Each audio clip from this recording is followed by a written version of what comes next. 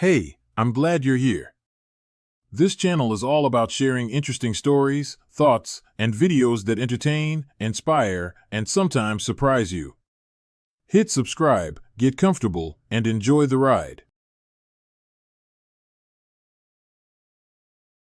Would you stay with someone who traded your soul for a moment of thrill, only to come crawling back when that thrill turned into a nightmare? It's a question that tests the very limits of human empathy. We're told that love is about in sickness and in health, but does that contract still hold when the sickness was contracted in someone else's bed? I've spent years analyzing the wreckage of broken homes, and if there's one thing I've learned, it's that betrayal isn't a single event, it's a slow-motion car crash. And sometimes, the most moral thing you can do is refuse to be the first responder at the scene of a disaster your partner created. For months, the red flags hadn't just been waving, they'd been screaming. It's a psychological phenomenon called cognitive dissonance. I saw the late-night work texts, the new passwords on her phone, and the way she'd pull away if my hand lingered too long on her waist. But the brain has this terrifying way of protecting itself. You tell yourself you're being paranoid because the alternative, that the person you built a life with is a stranger, is too much to bear. But that night, the illusion didn't just crack. It shattered. The front door didn't open with its usual click. It swung wide, hitting the wall with a dull thud. I didn't move. I stayed in that chair, my heart hammering against my ribs like a trapped bird. Then I heard it, a sob. Not a delicate, cinematic cry, but a raw, guttural sound of someone who had reached the end of their rope. When Elena stumbled into the living room light, I didn't see the woman I married. Her hair, usually a perfectly maintained blonde mane, was matted and wild. Her silk blouse was torn at the shoulder. But it was her face that stopped my heart. A deep, blooming purple bruise was already forming along her jawline, and her lip was split, a thin trail of blood drying on her chin. She looked at me, her eyes wide and bloodshot, shimmering with a terror I had never seen before. She collapsed onto her knees right there on the rug, her hands shaking so violently she couldn't even cover her face. "Mark," she gasped, her voice cracking. "Please, help me. He wouldn't let me leave. I didn't know he was like that. Please." Now, here's the analysis of that moment. In any other universe, a husband's instinct is to protect. It's a biological imperative. If a stranger had done this, I would have burned the world down to find him. But as I looked at her, I didn't feel the urge to move. I felt a cold, crystalline clarity. Because I knew exactly who he was. He was Julian. The client she'd been seeing for 3 months. The man she thought was her soulmate while I was home keeping the dinner warm.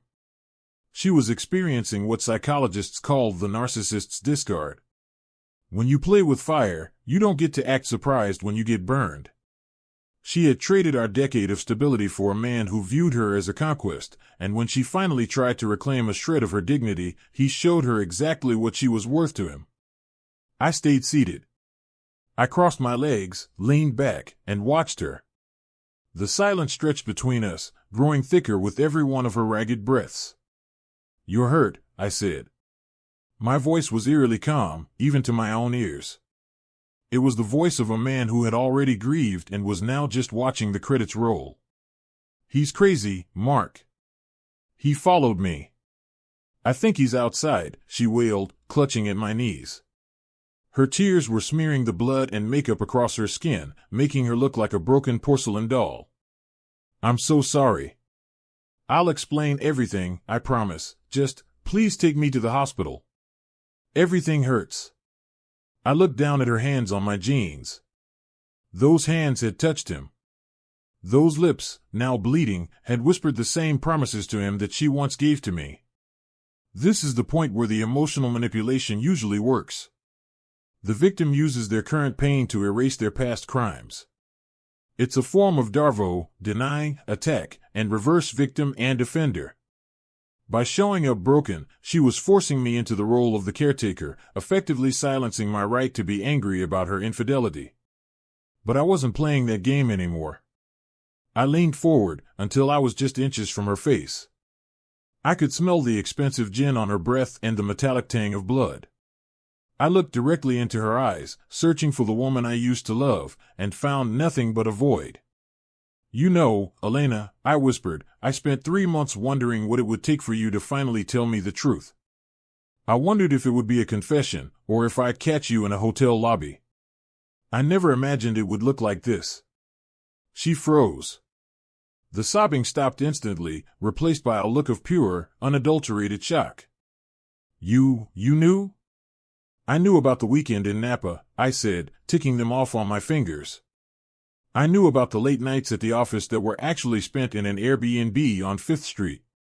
I even knew about the jewelry he bought you that you hid in the spare tire well of your car. Her face went from pale to ghostly. The realization hit her that the man she thought she was fooling had been a silent witness to her betrayal all along. This is a crucial red flag for anyone watching. If someone can look you in the eye every morning and kiss you while carrying a secret life, their capacity for empathy is fundamentally broken. They don't love you, they love the version of you that provides them with security while they seek excitement elsewhere. Mark, I was going to end it, she stammered, the manipulation shifting gears. That's why he did this. I told him I loved you, that I wanted to fix our marriage, and he lost it. Please, I'm your wife. You can't just leave me like this. I felt a ghost of a smile tug at the corners of my mouth. It wasn't a smile of joy, it was the smirk of a man who had finally found the exit door of a burning building. You're right, I said, standing up and stepping over her as if she were a piece of discarded luggage.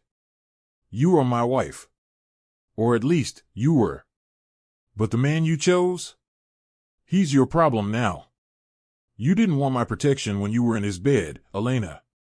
Why would you want it now that you're on the floor? I walked toward the hallway, my footsteps echoing on the wood.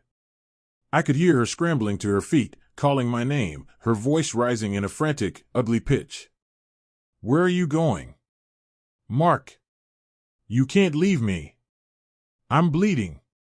I stopped at the hall closet and pulled out my coat. I didn't need a suitcase. I had a bag packed in the trunk of my car for weeks. I had been waiting for the moment the truth would finally make its appearance. I didn't expect it to arrive with bruises, but in a way, it was poetic. The outside of her finally matched the wreckage she had made of our inside. I turned back one last time. She was leaning against the doorframe, clutching her side, looking pathetic and small. A part of me, the old Mark, the one who believed in forever, wanted to reach out. But that Mark had died months ago.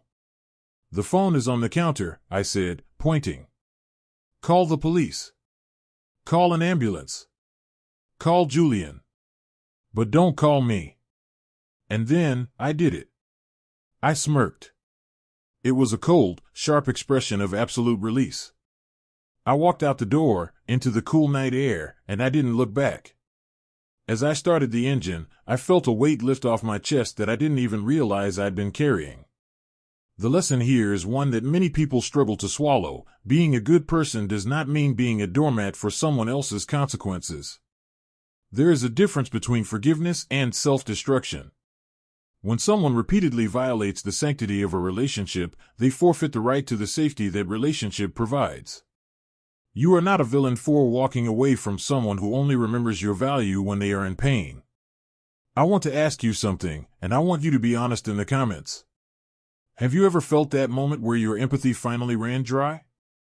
That moment where you realized that helping someone would actually be an insult to your own self-respect? What would you have done in my shoes? Would you have taken her to the hospital, played the hero, and tried to fix what was already dead? Or would you have walked away, knowing that some wounds are too deep for any bandage?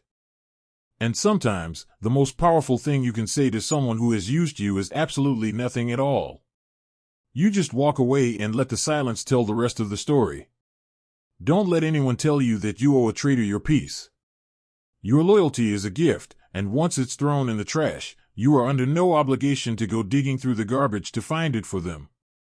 Reflect on your own boundaries today. Are you protecting someone who wouldn't even hold an umbrella for you in the rain?